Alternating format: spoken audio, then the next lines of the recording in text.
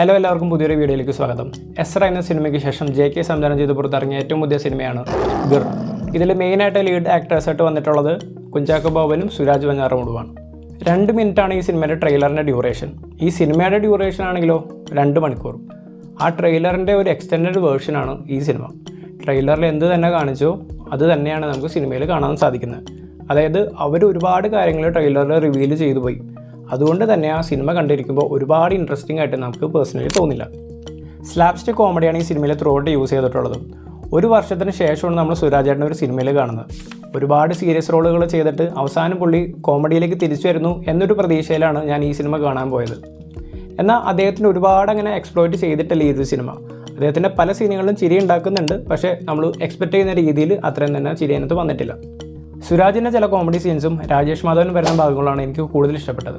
ഇവരെ കൂടാതെ ശ്രുതി രാമചന്ദ്രൻ, മഞ്ജു പിള്ള ഇവരുടെ പോർഷൻസും നല്ലതായിരുന്നു.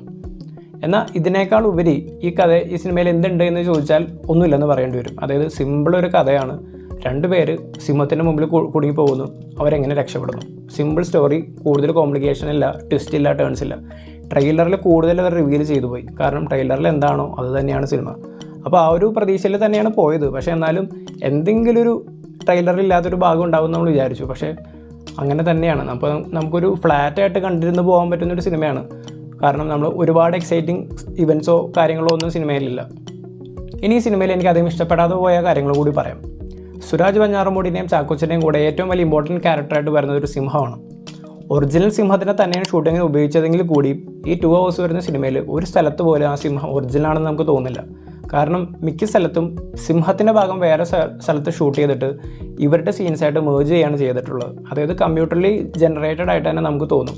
അപ്പോൾ ഇതേപോലൊരു സിംഹത്തിനെ നമ്മൾ 2 hours കണ്ടിരിക്കുന്നത് ആലോചിച്ച് നോക്കി. അതായത് ഇത്രയും ടെക്നോളജി വളർന്നിട്ടുള്ള സാഹചര്യത്തിൽ, ഇത്രയും അഡ്വാൻസ്ഡ് ആയിട്ടുള്ള സാഹചര്യത്തിൽ ഈ സിംഹത്തിൻ്റെ ക്യാരക്ടറൊക്കെ ശരിക്കും ഭയങ്കര കല്ലുകടിയായിട്ടാണ് നമുക്ക് തോന്നുന്നത്. സോ ആസ് എ ഹോൾ ഞാനൊരു ആവറേജ് റേറ്റിംഗ് ആണ് ഈ സിനിമയ്ക്ക് കൊടുക്കുന്നത്. കാരണം എന്താണെന്ന് വെച്ചാൽ ഇതെന്നെ ഒരുപാട് സാറ്റിസ്ഫൈ ചെയ്യിക്കുകയോ എൻ്റർടൈൻ ചെയ്യിക്കുകയോ ചിരിപ്പിക്കുകയോ ചെയ്തിട്ടില്ല. എന്നാൽ എൻ്റെ അതേ അഭിപ്രായമായിരിക്കണം നിങ്ങൾക്ക് എന്ന് പറയാൻ പറ്റില്ല. തിയേറ്ററിൽ എൻ്റെ തൊട്ടടുത്തിരുന്ന് കണ്ട ഒരു ചേച്ചി, അവർ നല്ലപോലെ ആസ്വദിച്ചാണ് കണ്ടത്. കുറച്ച് ചെറുപ്പക്കാരെൻ്റെ ബാക്കിലുണ്ടായിരുന്നു, അവരും നല്ലപോലെ ചിരിച്ചാണ് കണ്ടത്. സ്ലാപ്സ്റ്റിക് കോമഡി എനിക്ക് ചിലപ്പോൾ ഇഷ്ടപ്പെടാത്തത് കൊണ്ടായിരിക്കാം. കാരണം ഇതിലെ ക്യാരക്ടേഴ്സ് എല്ലാം കുറച്ച് കാരിക്കേച്ചറിഷ് സ്വഭാവമുള്ള ക്യാരക്ടേഴ്സ് ആയിരുന്നു.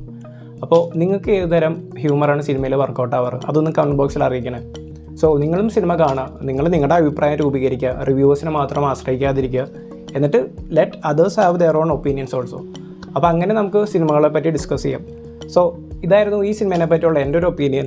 നിങ്ങളുടെ ഫീഡ്ബാക്ക് അറിയിക്കുക. സിനിമ കണ്ടവരാണെങ്കിൽ അറിയിക്കുക, കണ്ടില്ലെങ്കിൽ അതും അറിയിക്കുക. സോ നിങ്ങൾ ചാനൽ ഇതൊരു സബ്സ്ക്രൈബ് ചെയ്തിട്ടില്ലെങ്കിൽ സബ്സ്ക്രൈബ് ചെയ്യുന്ന കാര്യം ഒന്ന് പരിഗണിക്കുക. ലൈക്ക് ചെയ്യുക, ഷെയർ ചെയ്യുക, സപ്പോർട്ട് ചെയ്യുക. ഞാൻ വേറൊരു സിനിമയായിട്ട് ഇനിയും വരാം. സോ നമുക്ക് അടുത്ത വീഡിയോയിൽ കാണാം. Okay, bye, thank U.